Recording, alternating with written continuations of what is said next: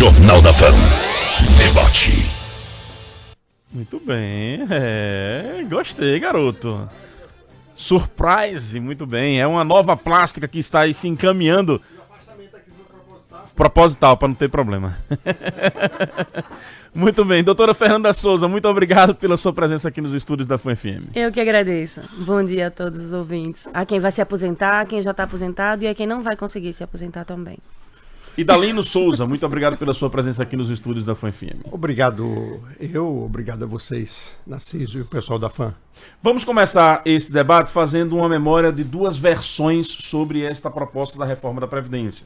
Nós temos aqui dois áudios, um do presidente Jair Bolsonaro, quando ele fez a apresentação em cadeia nacional da proposta que foi entregue na Câmara dos Deputados. E um outro do senador Paulo Paim, que é um ferrenho opositor à reforma da Previdência. Vamos começar por estas duas versões para que vocês possam se posicionar sobre a proposta apresentada. Vamos começar pelo presidente Jair Bolsonaro. Estamos determinados a mudar o rumo do nosso país. Nossos objetivos são claros: resgatar nossa segurança, fazer a economia crescer e servir a quem realmente manda no país, a população brasileira. Sendo assim, ontem encaminhamos ao Congresso um pacote anticrime e hoje iniciamos o processo de criação de uma nova Previdência. É fundamental equilibrarmos as contas do país para que o sistema não quebre, como já aconteceu com outros países e alguns estados brasileiros. Precisamos garantir que hoje e sempre todos receberão seus benefícios em dia e o governo tenha recursos para ampliar investimentos na melhoria de vida da população e na geração de empregos. A nova Previdência será justa para todos, sem privilégios, ricos e pobres, servidores públicos, políticos ou trabalhadores privados. Todos seguirão as mesmas regras de idade e tempo de contribuição. Também haverá reforma do sistema de proteção social dos militares. Respeitaremos as diferenças, mas não excluiremos ninguém. E com justiça, quem ganha mais contribuirá com mais. Quem ganha menos contribuirá com menos ainda. Quero lembrar que hoje os homens mais pobres já se aposentam aos 65 anos e as mulheres aos 60. Enquanto isso, os mais ricos se aposentam sem idade mínima. Isso vai mudar.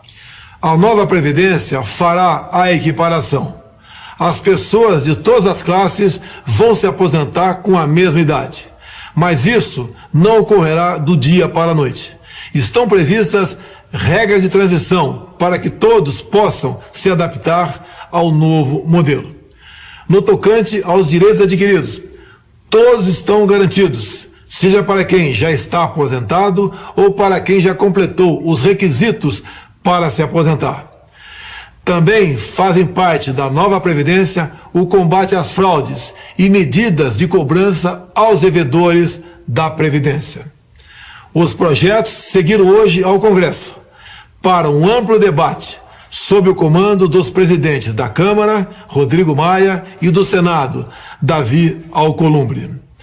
Nós sabemos que a nova Previdência exigirá um pouco mais de cada um de nós, porém é para uma causa comum, o futuro do nosso Brasil e das próximas gerações. Estou convicto que nós temos um pacto pelo país e que juntos, cada um com sua parcela de contribuição, mudaremos nossa história com mais investimentos, desenvolvimento e mais emprego. Meu muito obrigado a todos. Este foi o pronunciamento oficial do presidente da República, Jair Bolsonaro, quando da apresentação da proposta à Câmara dos Deputados. Vamos ouvir então a análise do senador Paulo Paim sobre esse tema. O governo se faz de morto, ou se faz aquela história da avestruz, né? Enfia a cabeça na areia para não ver a tempestade passar. A CPI da Previdência existe, queiram eles não queiram. E nós provamos aqui que esse déficit que eles falam tanto não é verdadeiro. E a CPI mostra o caminho. Primeiro, cobrar, executar, fiscalizar, mandar até prender, se for o caso, os grandes devedores. Sabe qual é a dívida? É bem mais que 500 bilhões hoje, só para a Previdência. Se pegar as outras dívidas paga a União, desses grandão, chega a mais de 1 trilhão e 300 bilhões. Essa é uma proposta. 2, apropriação indébita. A CPI provou por ano. Muitos empreendedores ou empregadores retiram do trabalhador, não todos, muitos, 30 bi por ano. Não repassam para a Previdência. O estado de refis que eles fazem aqui no Congresso, na orientação do governo, o cara vem aqui, entra no refis, paga 2 meses, dali 2 anos, renegocia de novo, paga 2 meses e continua não pagando. E lá na frente ele é, inclusive, perdoado. Tinha que aumentar a fiscalização, combater a sonegação, acabar com o refis, acabar com a apropriação indébita e executar esses grandes malandros. E devem muito. Se fizer isso, nós estamos no bom caminho. Tem uma recomendação que casualmente a PEC é a minha, PEC número 15, que diz o seguinte: o dinheiro da Seguridade Social, onde está a Previdência, não pode ser destinado em hipótese nenhuma para outros fins. Esta é a reforma que nós queremos. É a reforma de gestão. Tire a mão da Previdência. A Previdência não é sistema financeiro, é do povo brasileiro. Tá então a versão do senador Paulo Paim sobre estas duas propostas. Queria começar ouvindo vocês dois sobre esse tema. Vamos começar então por doutora Fernanda Souza. Qual a sua opinião? A versão oficial do governo e a análise da CPI da Previdência. Olha, eu devo dizer que eu concordo com o senador Paulo Paim. Foi feita uma CPI da Previdência, porque na verdade essa reforma vem tentando ser feita desde 2016, né, pelo governo Temer, e agora nós tivemos algumas alterações com a proposta do governo Bolsonaro, mas a CPI teve participação do Tribunal de Contas, inclusive, da União. Nós temos auditores fiscais que concordam também com a fala do senador. Então, não é nenhuma questão de posicionamento, é uma questão de prova mesmo. O que a gente tem hoje é uma má gestão em alguns pontos da Previdência Social, essa questão da desvinculação de receitas, os perdões de dívida, como ele mesmo falou. Concordo com tudo que ele disse. Inclusive, eu trouxe aqui o relatório, porque eu até brinquei com o Antero, são 308 páginas o relatório da CPI, então a gente sabe que está bem fundamentado, foram ouvidas várias autoridades no assunto, e que informa que o déficit, na verdade, é uma falácia, né, que vem sendo proclamada já há algum tempo, e as pessoas vão acreditando nisso e achando que a alteração do regime de previdência hoje, ela é necessária para se ter um futuro na Previdência, mas não é bem assim, não. Né? Muito bem. Idalino, fique à vontade. Bom, uma fala do presidente eu concordo, teremos mais investimentos. Agora, Narciso e ouvintes, não se pode falar em previdência, apenas previdência, sem a gente colocar no topo a questão da assistência social e da saúde. A seguridade que engloba esses 3 itens, né? Saúde, previdência e assistência social. Então não dá para a gente pontuar apenas previdência. Nós temos que falar primeiro em seguridade social. O déficit existe, não devemos negar. Só que tem uma fala que a gente precisa corrigir. É um déficit, de certa forma, provocado. Por quê? O levantamento da CPI mostra isso, nós temos dados que mostram isso, e com outro detalhe importante, que para todo gestor de bom calibre, ele prever as coisas, antever as coisas. Por exemplo, no ano passado, nós tivemos aí, considerando que há um crescimento da Previdência, olha, falando Previdência, estou separando assistência social, estou separando a saúde, que não pode ser discutido paralelamente, pelo menos pelo modelo que está colocado. Então, de 21 bilhões... é o déficit apenas da Previdência do ano passado, em 2018. Então, não temos, assim, se você sabe qual é o déficit, você sabe quais são os caminhos, e essa situação tende a se agravar neste modelo que está. Por quê? Este ano, por exemplo, se eu tenho os dados aqui, que remonta o seguinte: o ano passado, o setor privado cresceu em déficit em 7%, ou seja, cresceu 195 bilhões. o ano passado, 2018. Público, de 45 para 46, ou seja, cresceu 2% apenas. Quer dizer, o setor público é o setor, aqueles previdência própria do governo federal. Né? E os militares passou de 37 para 43. Então, o crescimento dos militares e do setor público federal tem crescido pouco. Agora, no regime geral em si, que é aí onde mora o gargalo, né, que envolve assistência social, que envolve a questão da saúde, né? Você tem uma ideia, a emenda 41, que já foi no governo Lula, ela destina pontualmente, olha, lei regulamentará a transferência de recursos do setor da Previdência para a assistência social e para a saúde. Então, isso não pode estar se trabalhando apenas colocando a Previdência, né? E apontando o déficit da Previdência, que, como eu disse, e pelos dados que tem aí do senador Paim e da CPI, mostra que é um dado fabricado, né? Porque o déficit ele é, na verdade, um mau gerenciamento, porque você não cobra o que deve. E apenas para finalizar, um dado importante. Você está pensando que os investimentos do BNDES lá fora não comprometeu também a Previdência? A gente conversa sobre isso. Então, diante dessa informação de vocês dois, a pergunta que fica e que nossos ouvintes devem estar se fazendo: se o déficit é fabricado e, portanto, ele não existe da forma como o governo apresenta, por que o discurso oficial do governo para justificar a necessidade desta reforma é este bendito déficit da Previdência? Porque precisa de uma justificativa, né? Então, assim, o que é que acontece que a gente vem verificando desde da primeira tentativa? Existe uma tentativa muito grande de se acabar com a Previdência pública, como o Idalino falou, a Previdência realmente é um tripé, né, da assistência social, saúde e a Previdência em si, que é a questão do pagamento dos benefícios previdenciários. Mas o que a gente vê é, por exemplo, no próprio texto da reforma, se diz que a Previdência Social ela vai poder ser gerida por entidades privadas, né? E leia-se aí pelos bancos, que também são os grandes devedores da Previdência, né? A gente tem entre os bancos particulares e até os bancos federais, nós temos os maiores devedores da Previdência, né? Além de outras grandes empresas que não pagam, não recolhem a Previdência. Acontece, tem o caso também da apropriação indébita, né? Acaba recolhendo dos seus funcionários, mas retendo dos seus funcionários, mas não repassa para a Previdência. Então, a tendência é a tendência não, o que a PEC fala, a PEC 06 de 2019, que é a proposta de emenda constitucional da reforma da Previdência, prevê é justamente isso, é que a gestão desse dinheiro passe para os institutos privados, para os grandes bancos que atuam no país.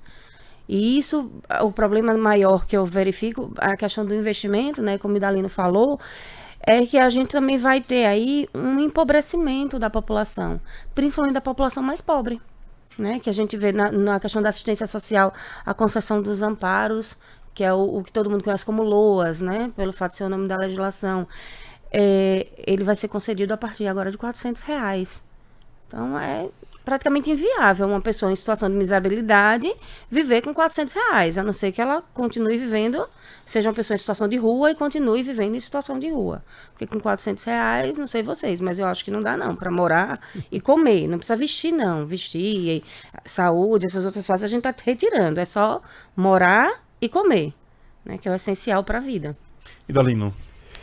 Bom, a questão, quando você fala em investimento, a doutora vai me permitir eu me contrapor nesse quesito, porque toda vez que você investe, você eleva a oportunidade das pessoas oferirem mais emprego, né, há maiores recursos transacionando no comércio, né, então, e onde que isso encaixa? Na hora que você deixa de financiar a Previdência e você desvia esse recurso para os investimentos, aí você tem realmente um benefício. Agora, é preciso que a gente entenda o que é esse déficit, né, e por que geraria ou deixaria de gerar investimentos. Na verdade, quando a gente diz assim, o déficit da Previdência, o que é isso? E ninguém deixa de receber, claro. A Previdência, ela não se autofinancia, ela não se autossustenta. O que você arrecada da Previdência ou para a Previdência não dá para pagar os benefícios. Então, o governo tem que entrar com os tributos, com o imposto que nós pagamos, que é do Tesouro, e aí vai alimentar a Previdência. Então, é essa diferença, é esse recurso que ele alimenta a Previdência, que deixa de ir para investimento. E aí, claro, é esse déficit que se fala. Né? Essa é a história do déficit que se fala. Então, na hora que você equaciona isso e que a Previdência deixa de gerar esse déficit, esses recursos que são destinados para a Previdência vai para o investimento, vai para a geração de novos empregos, etc, etc. Para os funcionários públicos, quais são as principais mudanças que preocupam ou que podem beneficiar os funcionários? Doutora Fernanda Souza. Olha, em termos de beneficiar, infelizmente a gente não verifica nenhum componente da legislação nesse sentido. A questão do funcionalismo hoje, a ideia é que com a reforma passe o RGPS, que é o regime geral, né? A maior parte do trabalhador, o trabalhador iniciativa, quase não sai, da iniciativa privada faz parte, seja praticamente igualado ao RPPS, que é o regime próprio dos servidores públicos. O problema é que, além disso, os servidores eles têm outras regras, né, que é a questão do tempo em função, tempo em cargo, e que vai acabar prejudicando um pouquinho a aposentadoria. Hoje a gente tem uma regra já um pouco recente, para médio prazo, que é a questão da aposentadoria compulsória ter aumentado para 75 anos de idade, no caso do servidor público, né? Então, assim, beneficiar não tem como não. Porque se a ideia da proposta, em tese, é reduzir o suposto déficit, vamos falar assim, eles não vão trazer nada que possa aumentar realmente o valor de benefício, não, de prestação previdenciária. Para quem é funcionário público e está nos ouvindo, quais são as principais mudanças? As principais mudanças hoje, vamos falar o seguinte, o RPPS, ele é o regime de servidores, ele vai aumentar a questão da contribuição, as alíquotas, elas vão ser aumentadas, e você sabe que o funcionário público, ele contribui mesmo após a aposentadoria, né? Tecnicamente seria aposentação, mas como todo mundo conhece como aposentadoria, o servidor, a alíquota de contribuição, ela vai ser alterada. Efetivamente, quem ganha um pouco menos vai pagar coisa de 0,5%, né, a menos. O economista com certeza sabe o percentual de forma mais fixa, mas quem ganha um pouquinho a mais, e na verdade o que se taxa como os ricos, né, a gente precisa tirar um pouco desse ranço que se tem de achar que funcionário público ganha bem, todo mundo é rico, vivemos num país de marajás, porque não é assim. Né? Então, quem ganha perto de 3 mil ou um pouquinho acima disso já vai ter alíquotas maiores, né? Me corrija se eu estou errada, não, mas é isso mesmo, tá correto, né? Tá. Nós já vamos ter alíquotas maiores de participação. Idalino, para quem está na iniciativa privada, quais são as principais mudanças? A pergunta você devia ter invertido, porque eu achei também. Eu achei também, Idalino. Mas, na verdade, ambos estão no contexto, né? Olha, para você ter uma ideia, só arrematando a última colocação da doutora Fernanda, olha, a Previdência do regime geral pagou o ano passado 83% de até 2 salários mínimos. Então veja que a grande maioria do regime da Previdência paga pouco, né? Paga sobre um valor menor, essa é a colocação. E os 17% restantes, quase que dobra o que se paga a esse pessoal. Quer dizer, é um absurdo esse desequilíbrio, né? Aí eu corroboro com o que a doutora disse aí no final.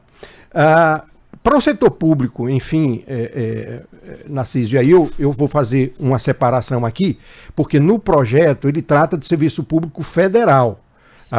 Então, na esteira, para usar um termo jurídico, né, ela vai atingir os regimes próprios estaduais, etc., que estão aguardando essa reforma para também se posicionar. O que a doutora fala com relação ao aumento de alíquota é um item que tem no projeto em que os estados ou municípios que estiverem com dificuldades, eles terão que em 2 anos, ou até 2 anos, aumentar até 14% a alíquota do servidor. Ou seja, no estado de Sergipe, pela informação que eu tenho, os servidores do estado de Sergipe pagam 13% da parte dele, que cabe a ele, da Previdência. Então, isso ele terá um aumento de Previdência de 1%, ou seja, redução no seu valor líquido de 1% daquilo que você recebe.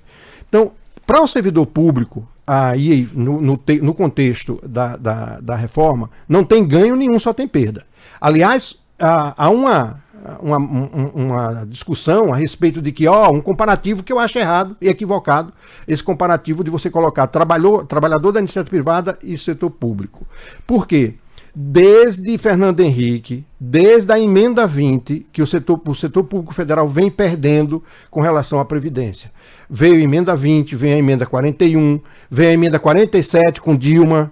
Tá? Então não adianta partidarizar. Eu vejo discursos partidarizando as coisas, não adianta. Desde Fernando Henrique, passou por Lula, passou por Dilma, sempre o servidor público contribuindo a mais. Um outro detalhe importante que tem nessa reforma é que as mulheres, aí sim, as mulheres serão as mais sacrificadas. Né? Por quê? Elas que se aposentariam com 60 anos de idade, ela passa a se aposentar, com 62. No setor público é 55, então ela passaria para 62, portanto um aumento de 5 anos. No setor privado, ela já é de 60, então ela passaria para 62. E os homens mantêm lá 65, né? E o setor público sai de 60 para 65 também. E aumenta o tempo de contribuição, né? Não, o tempo de contribuição, na verdade, ele permanece o mesmo. Há uma falácia com relação a isso. Na verdade, na transição, é que o tempo de contribuição poderá chegar a 40 anos. Por quê?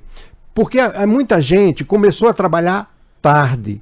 E aí, nessa projeção, na equação que ele faz de compensação, que aí é uma transição, são 3 regras de transição para o regime geral e uma regra para o regime próprio. A regra do regime próprio, ele estabelece aquela compatibilidade entre tempo de contribuição e idade.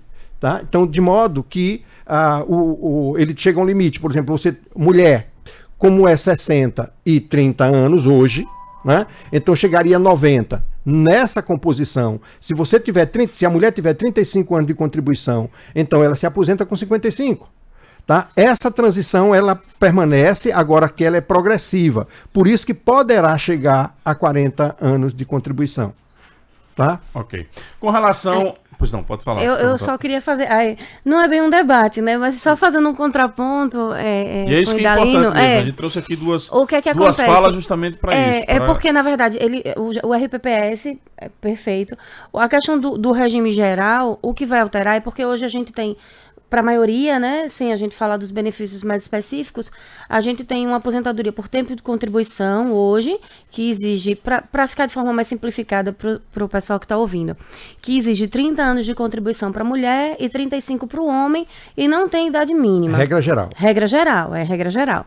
E temos uma aposentadoria por idade, que é 65 anos para o homem e 60 para a mulher, mas exige um mínimo de 15 anos de contribuição, que na verdade são 180 contribuições.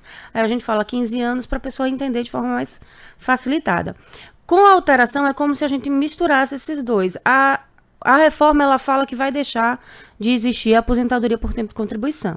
Então, a mulher vai passar a ser 62 anos, o homem 65 anos, que já é, né? Mas com um tempo mínimo de contribuição de 20 anos. Eu acho que é isso aí que você queria falar. É um tempo mínimo de contribuição, vai ser de 20 anos. De 15 para 20. Exato, de 15 para 20. O que é que se fala dos 40 anos? É porque se a pessoa, por exemplo, eu, mulher, com 62 anos, já tiver meus 20 anos de contribuição, eu posso me aposentar? Posso. Só que eu vou me aposentar com 60% do valor que eu contribuo. né? Em tese, porque vai ser feito o cálculo, a média das minhas contribuições, e sobre esse valor vai ser aplicado 60%.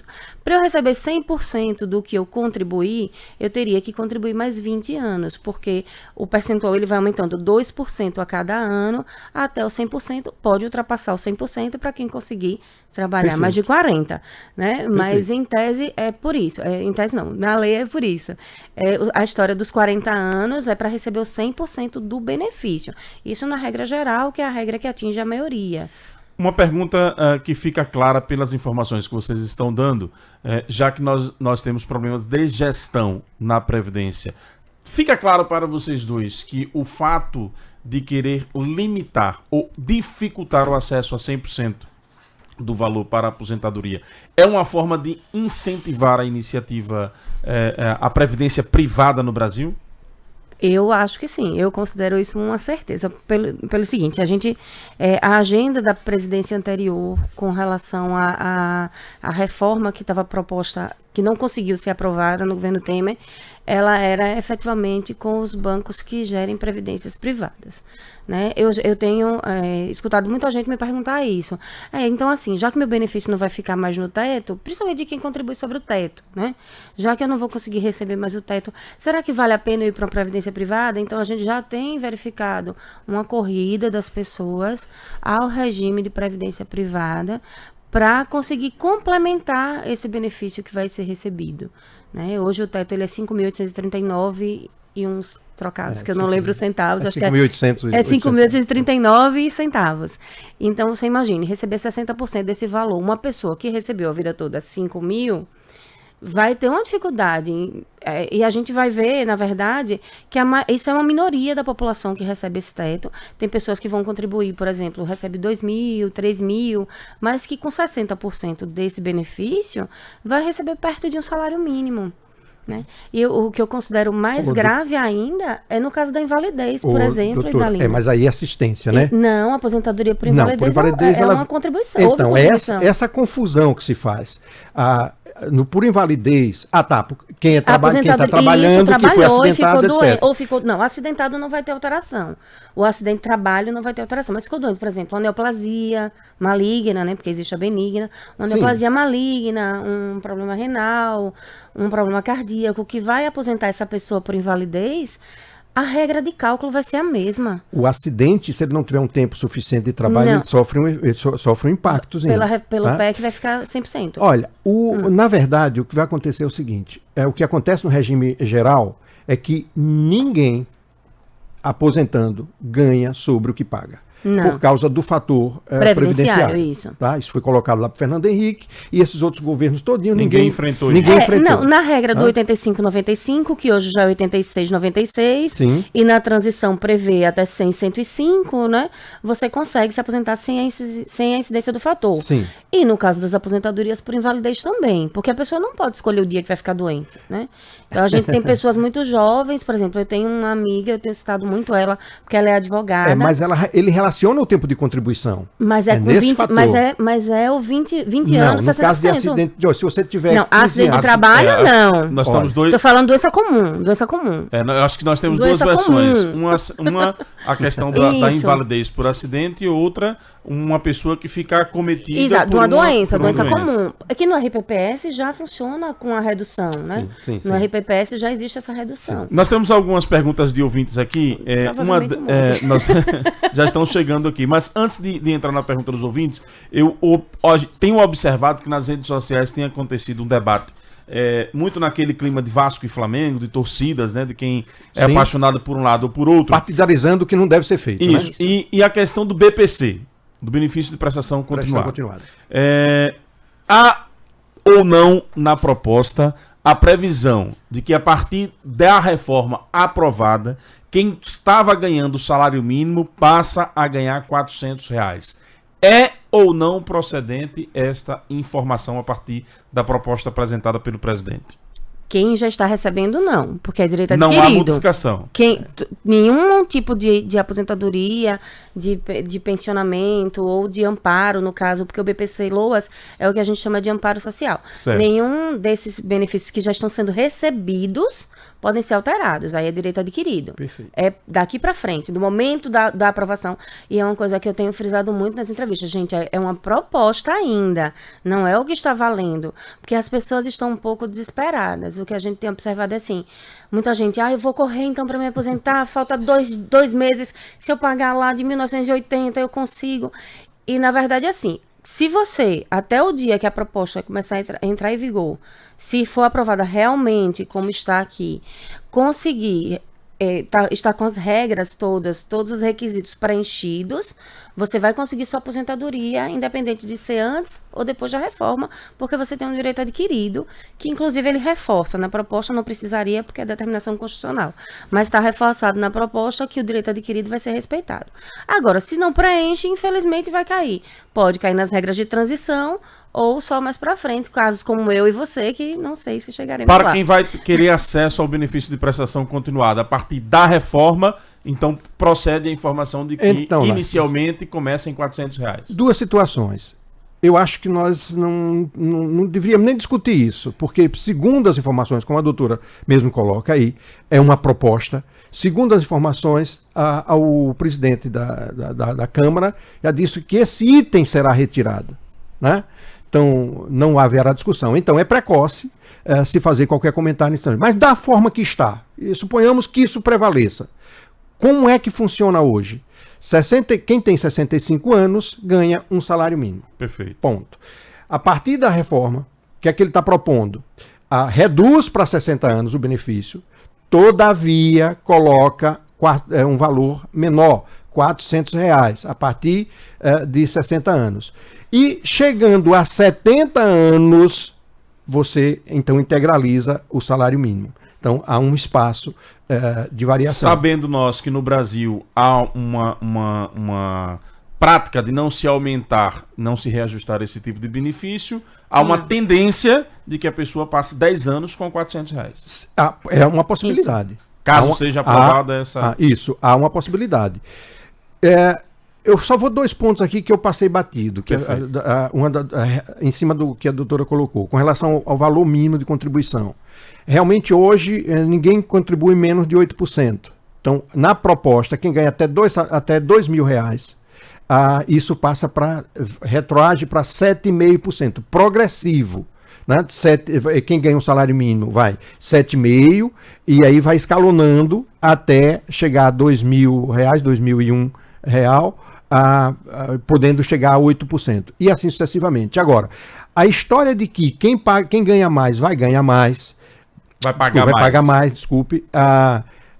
isso procede na medida em que o valor máximo hoje que se paga de 16%, ele passa para 16,86%. Então 0,86 alguma coisa a mais. Então, quem ganha mais? Então, se você fizer uma continha, quanto que corresponde 0,5% em cima de R$1.000 e quanto corresponde 0,86% em cima de R$1.000, você vai ver que realmente, em termos nominais, né, esse valor, quem está lá em cima vai pagar mais realmente. Esse é um ponto.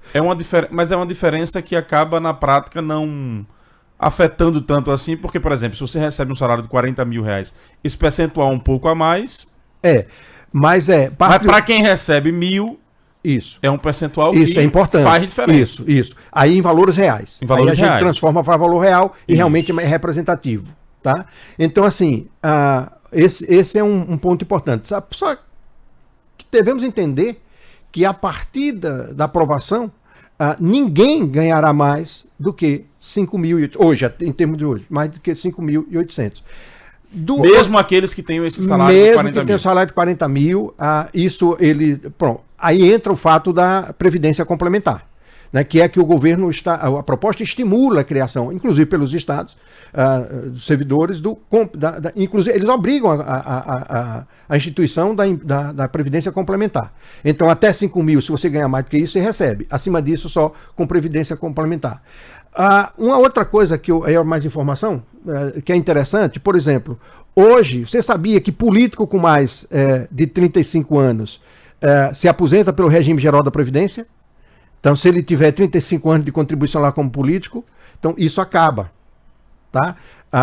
Ele baixa para 60 anos de idade, que é 65, passa a 60 anos de idade, igual para todos. Ou seja, aquela caixinha que tem lá no Congresso, que é a participação de aposentadoria dos parlamentares, etc, etc. A partir daqui, isso acaba.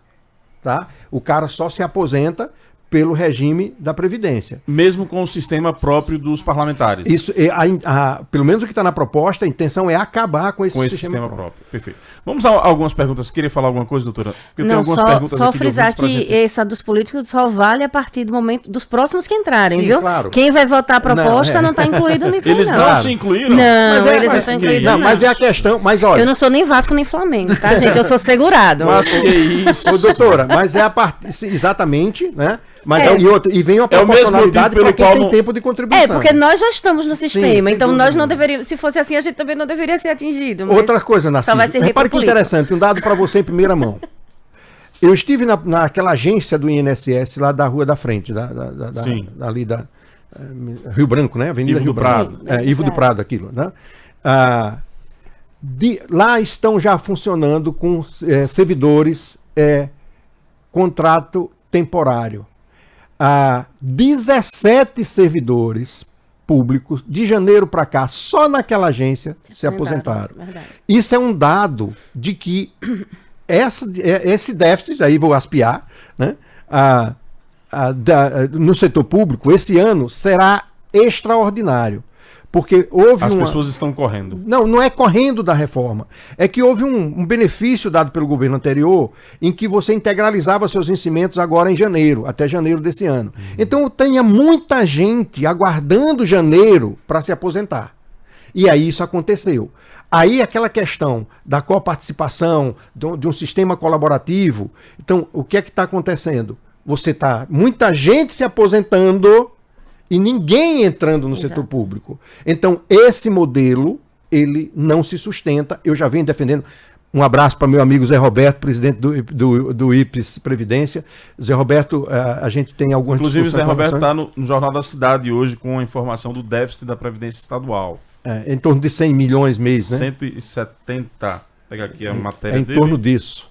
170 milhões. mês. É a informação que ele traz aqui. A previsão é de 1 bilhão e 300 milhões no final do ano. Vamos a um rápido intervalo comercial. No retorno, nós temos aqui várias perguntas de ouvintes para interagirem aqui com os nossos dois debatedores, trazendo informações e detalhes sobre a proposta de reforma da Previdência do governo Jair Bolsonaro. Equipamentos e serviços de refrigeração do estado de Sergipe, futura climatização. Referência autorizada, credenciada nas maiores e melhores marcas de refrigeração. Pensou em comprar ar-condicionado, refrigerador, adega, freezer, bebedouro, cervejeira e outros produtos? Procure a Futura Climatização. E caso queira economia e sustentabilidade, trabalhamos com sistema e projeto de energia solar. Tudo com total garantia de qualidade e certificação do Inmetro. Faça seu orçamento sem compromisso. Avenida Augusto Franco, 3097, bairro Ponto Novo. Telefones 3304 4454 3231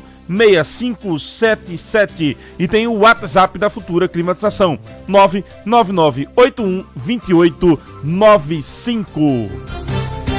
Tóquio Marine, uma seguradora completa para você ir mais longe. Fale com o seu corretor. A gente volta já já.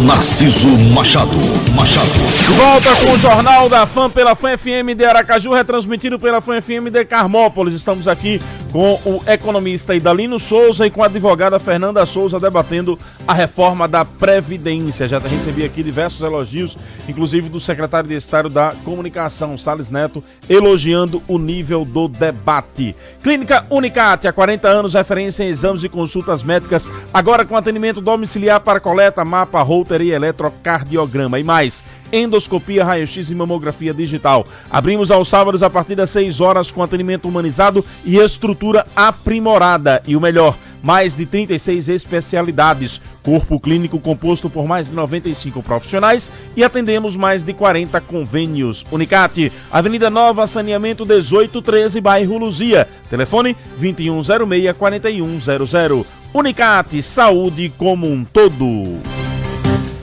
Vamos Vamos aqui a perguntas de ouvintes. O José Hilton, ele manda aqui o seguinte: entendo que a reforma da Previdência proposta pelo governo Bolsonaro implica em desemprego, além de outros males, principalmente nos municípios mais pobres e menos estruturados, em função da diminuição da renda circulante em decorrência da redução dos benefícios da aposentadoria dos trabalhadores urbanos e rurais.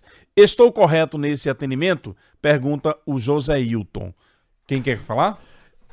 PPS, ele já balançou a cabeça. RPPS, doutora. Já balançou a cabeça.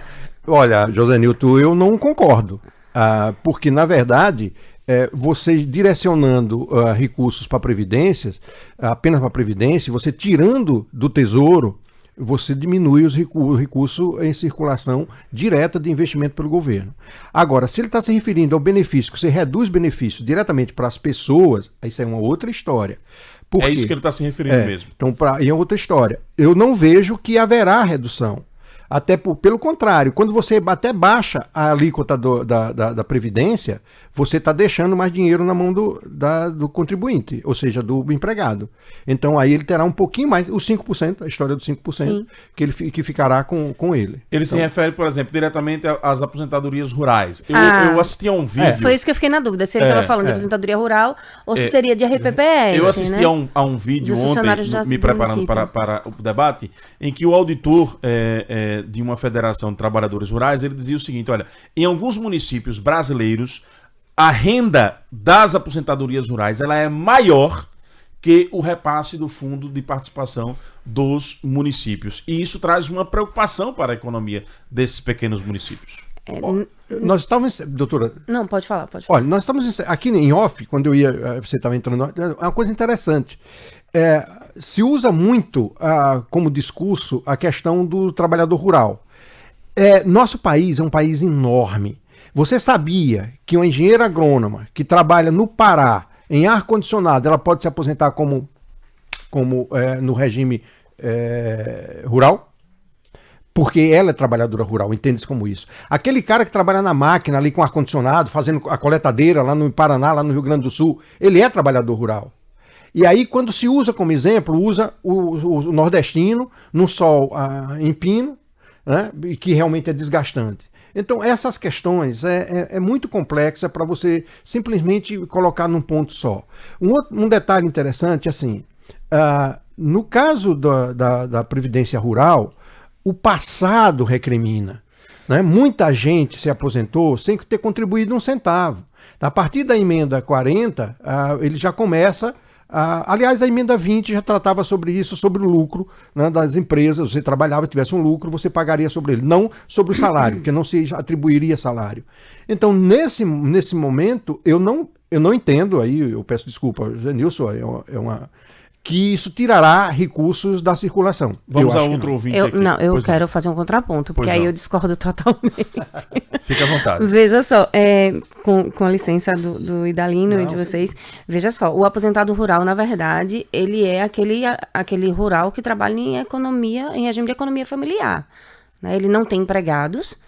Ele, em geral, ele realmente não tem instrução. É o exemplo que se dá, mas é porque é o que a lei diz, né? Que vai ser aquela pessoa que trabalha em regime de economia familiar. Existe um máximo, inclusive, do tamanho do local onde ele vai trabalhar, e isso aí vai variar porque é questão de módulo fiscal e depende do município.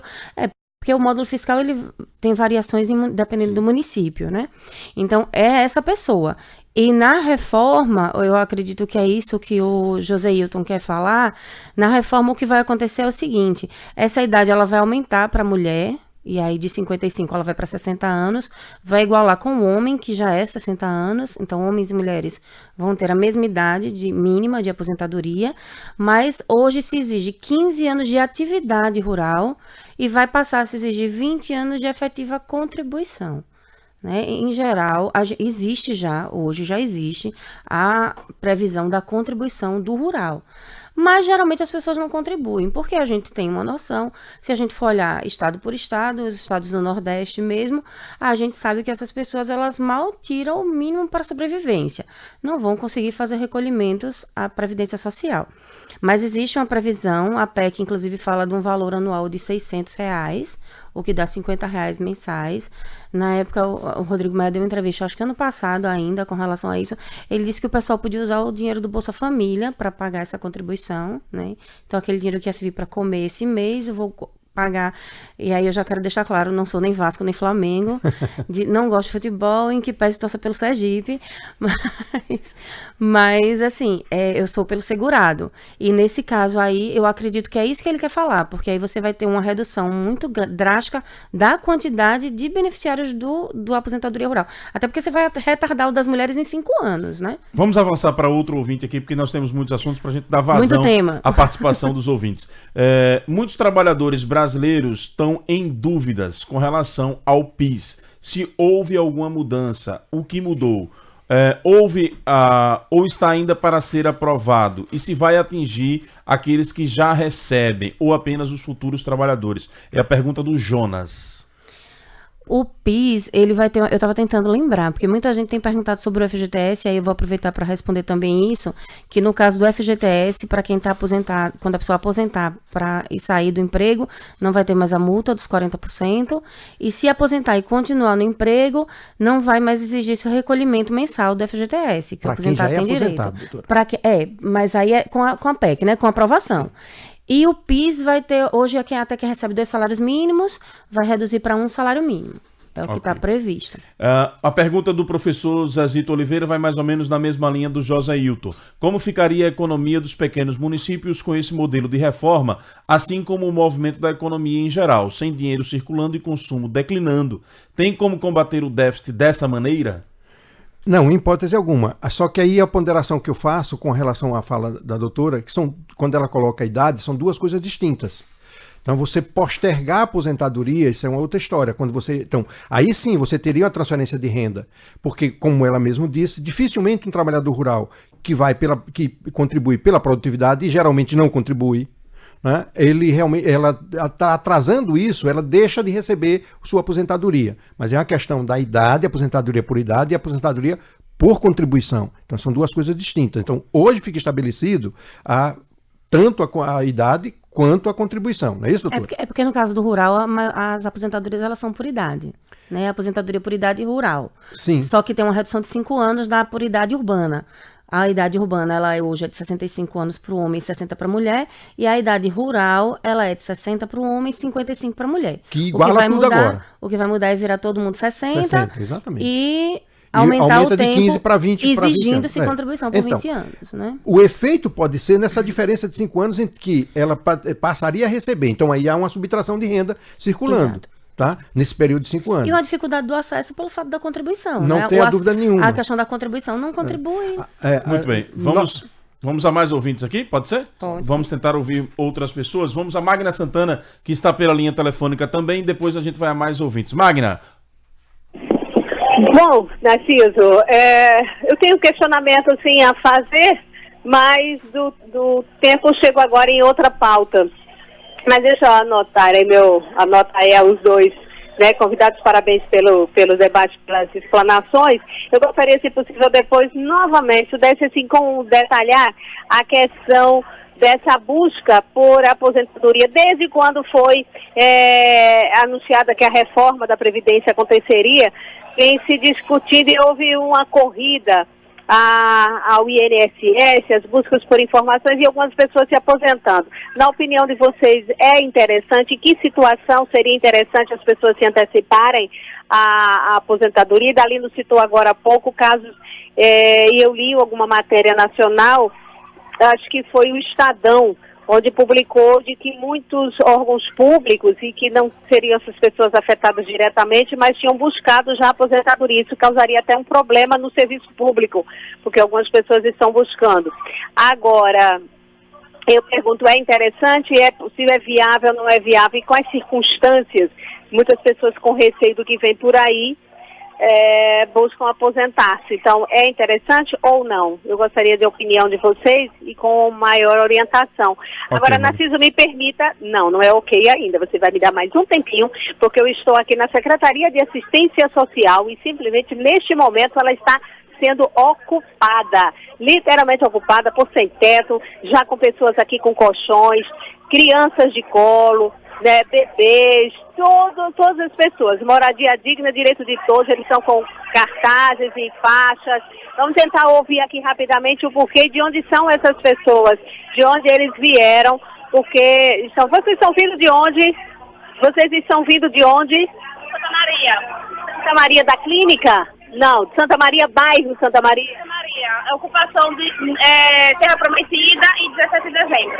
São as duas ocupações que vieram para cá. Tem mais outros? Sim, tem mais outras.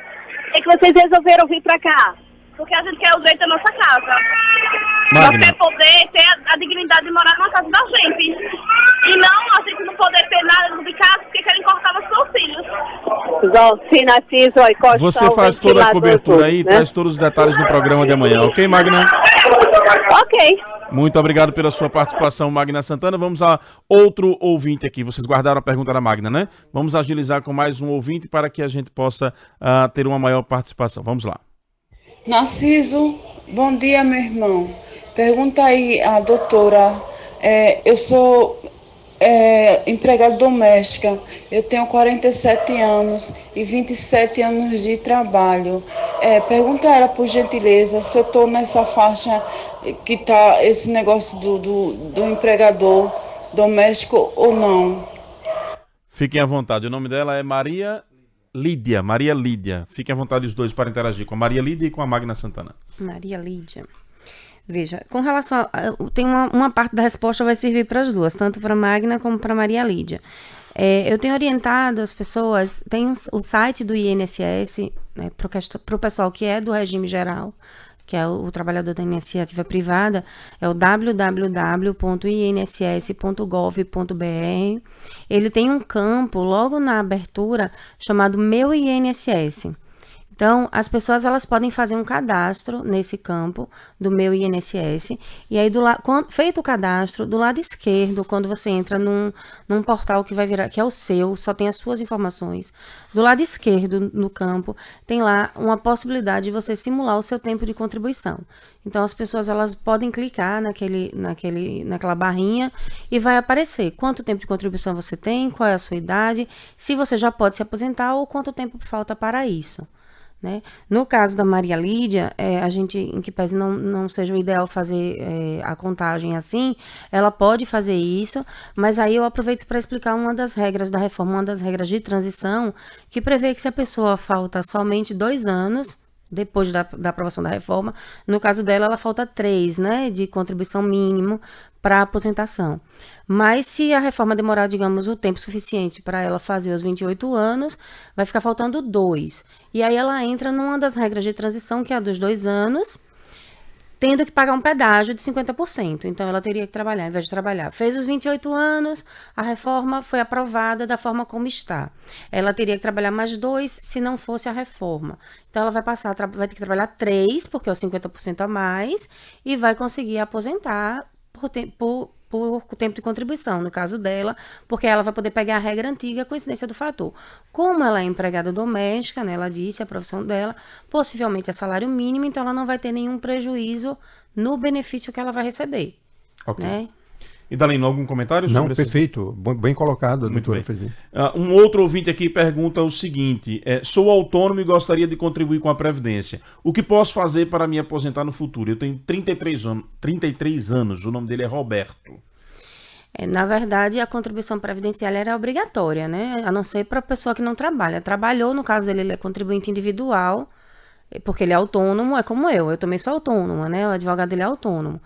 Em sua grande maioria. Então, assim, é como se a gente fosse explicar a título de imposto. Você tem uma casa, você tem que pagar IPTU, para o pessoal entender de forma mais fácil. Você tem um carro, você tem que pagar IPVA.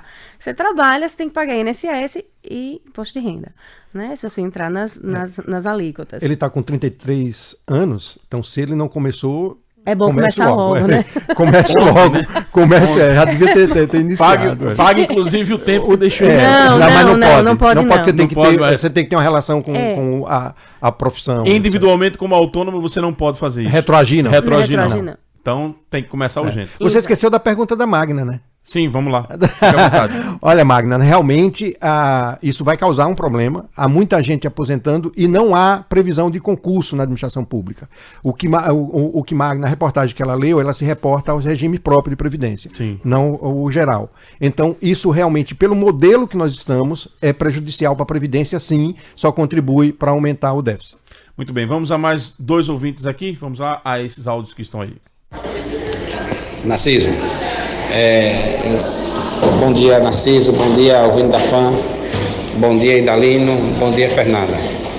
A pergunta que eu tenho a fazer sobre a reforma da Previdência é se é justa pegar a pessoa que trabalha na carvoaria, as pessoas que trabalham no campo, produzindo alimento para nós, trabalhar até 62 anos mulheres e 65 anos homens. Agora, quem trabalha no setor público, que tem altos salários, deveria mexer. Quando a pessoa se aposenta, recebe integral, o que ganhava, o bolso só cresce. Agora, as pessoas que ganham salário mínimo, um salário mínimo e meio, 2 salários, mexer, é lógico que vai sentir. Muito bem, esse foi o André Luiz, mas eu tenho mais 2 áudios aqui. Vamos fazer uma junção aí para que vocês possam atender a todos. Vamos lá. Bom dia, Narciso. Por favor, questione esse senhor aí. Como é que não vai afetar a economia dos pequenos municípios com a redução de aposentadorias e de pensão por deficiência de alguns ou as pensões de velhice que não contribuíram com o INSS? Se o dinheiro não vai circular, vai diminuir o dinheiro em circulação dos municípios pequenos e também outros municípios médios também que tem influência. Como é que isso não vai afetar a economia? Porque o governo está querendo vender tudo, não está pensando em mais nada que seja de benefício das pessoas. Como é que esse dinheiro vai circular? Como é que vai gerar emprego nessas cidades e, consequentemente, na indústria brasileira? Por favor, peça a ele para me explicar isso, que eu tenho uma mente muito rude, não consigo compreender. Um abraço, bom dia para vocês. Perdoe-me, não falei meu nome é Climério. Muito bem, eu ia completar, mas o Wendel Lessa já fez o pacote completo. Rapidamente, antes de vocês responderem aos 2 ouvintes, ao André Luiz e ao Climério, o presidente da Assembleia Legislativa, deputado Luciano Bispo, pediu para participar rapidamente aqui do nosso debate. Deputado Luciano Bispo, bom dia. Bom dia, Luciano, foi um prazer, viu? Olha, Todo parabéns nosso. pelo debate, viu? Obrigado, deputado. Um debate muito bom, leve, sem ofensa. A gente vendo os prós e os contras. Eu acho que o importante é isso, é esse debate. E ter o cuidado, ter a sensação de ouvir os 2 lados. Porque não é bom só ouvir um lado, né? Exatamente.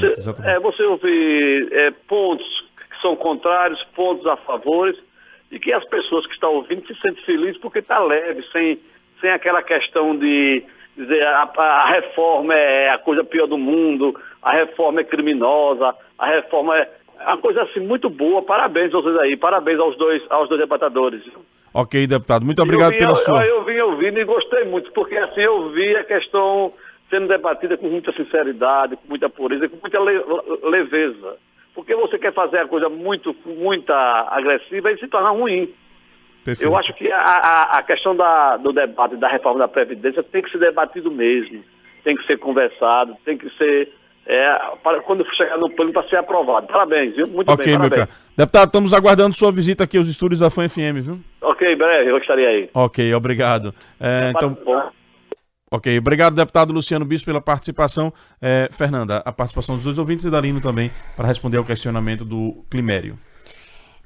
Na verdade, no meu caso é só o de André Luiz, né? Porque o Climério, ele direcionou a ao pergunta para o Idalino. Idalino.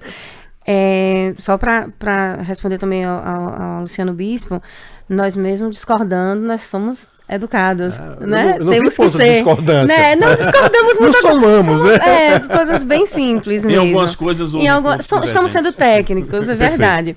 Veja só, no caso do André Luiz, ele falou duas coisas diferentes, né? A questão da aposentadoria rural, que a gente já conversou aqui, e que, na verdade, vai ter esse prejuízo da idade, como eu já falei, da mulher, que vai aumentar, e a exigência da contribuição por 20 anos. Mas um outro ponto que ele citou e que é necessário realmente esclarecer é o caso das aposentadorias especiais, né? Aquele pessoal que trabalha em área de risco, que trabalha com ruído, que trabalha com risco químico, risco biológico, pessoal com risco de choque, pessoal que é vigilante, né? Que tem a questão do perigo do assalto, do tiro, a periculosidade. Então, assim, são atividades perigosas. Agora, os frentistas, né? Saiu uma decisão agora. Saiu ontem, né? Uma decisão reconhecendo. Por enquanto, essas ações, esse pessoal, eles têm um acesso tranquilo através do judiciário ou através do INSS, e existe a aposentadoria especial hoje para 15 anos de contribuição, 20 anos de contribuição e 25 anos de contribuição. Haverá mudança, então? Haverá mudança. Muita gente questiona 15 anos, mas 15 anos é geralmente aquele... o exemplo que a gente mais cita, é o mineiro de subsolo, frente de trabalho, né? É um pessoal que está trabalhando lá 70 metros de subsolo. Perfeito. Mas haverá mudanças e vai cair na regra geral de cálculo. O pessoal vai ser prejudicado pelo cálculo. Idalino, respondendo ao Climério, nosso tempo já está quase terminando, mas eu lhe dou aí... Não, mas será rapidinho. Até a questão do Climério é o que nós debatemos aqui com a doutora com relação aos recursos em circulação. Né? Veja, as pessoas acostumaram nesse país a viver às expensas do governo. Então, isso tem que acabar. As pessoas têm que trabalhar, o governo tem que garantir esse trabalho, isso é diferente. Né? Então, o que nós falamos aqui, e talvez o que o Climério colocou, é exatamente você passar mais tempo trabalhando antes de receber do governo. Então, que é aquela questão dos 5 anos das pessoas, do trabalhador rural e etc. Então, na verdade, se você tiver mais investimentos no município, isso crescerá a economia do município e todo mundo se beneficiará. Quando você particulariza o discurso e você atende a uma demanda apenas setorial, essa demanda realmente ela desequilibra. Não tem jeito como desequilibrar. Então, o Climério, me desculpe eu dizer ser assim tão severo, mas essa é a posição. Então, o governo tem que criar condições para que o município cresça, o governo tem que criar condições para que as pessoas vão buscar o dinheiro onde ele está. Garantia de... Aí eu concordo quando se fala aqui sobre a questão da idade, da pessoa nunca contribuiu, está na velhice. Aí não é previdência, gente, é a confusão, é assistência social. Tá? Então, Climério, na verdade, quando eu digo isso, é porque o dinheiro circula, sim, vai circular, desde que haja investimento na parte que mereça um investimento. Geraldo, lá de São Domingos, ele faz uma pergunta, mas na verdade uma observação, vocês já trataram disso aqui, que é a questão do por que não se leva a sério a CPI da Previdência e o governo está tentando colocar goela abaixo do trabalhador brasileiro esta proposta escondendo a verdade sobre a Previdência. Vocês já tiveram lá no início do debate, se posicionaram sobre isso. 8h55, tempo estourado, muito obrigado pela presença de vocês dois aqui, acho que demos uma boa contribuição e vamos continuar acompanhando a tramitação desta reforma e trazendo aqui mais debates e mais assuntos. Rapidamente, só para se despedir, porque eu já estou com o tempo estourado. Perfeito, Fernanda, muito obrigado. Agradeço a vocês da FAM, agradeço ao Antero pelo convite, a você, Narciso, pela entrevista, né? Acho que é muito importante a gente sempre esclarecer e convido a população para participar das audiências públicas que vêm sendo realizadas pela Câmara, vai ser realizada uma pela Assembleia, a OAB, da qual eu faço parte, vai realizar também uma audiência pública sobre a reforma. É importante a gente ouvir e opinar. Muito obrigado. Sem dúvida nenhuma, quanto mais, melhor. Só tem um ponto aqui, Tarcísio, que eu queria frisar. Eu não acredito em reformas estanque, pontuais. No Japão, por exemplo, na regra das reformas que eles fizeram lá, a cada 5 anos, a ter que se rever a Previdência, a cada 5 anos. Então, isso é um ponto importante. No mais, agradecer ao deputado Luciano pela deferência e agradecer os demais ao Salles, né, que se posicionou, e a você pelo convite, e estaremos sempre à disposição para a gente debater dentro do que nos for pertinente. Todos os detalhes desse debate você acompanha daqui a pouquinho no fanf1.com.br. Vocês ficam agora na companhia dele, a maior audiência das manhãs do rádio sergipano, Flávio Foster. E o show da Fan, na Fan FM Carmópolis, Cleverton Melo. A gente volta amanhã às 5h50, se Deus quiser. Tenham todos um bom dia.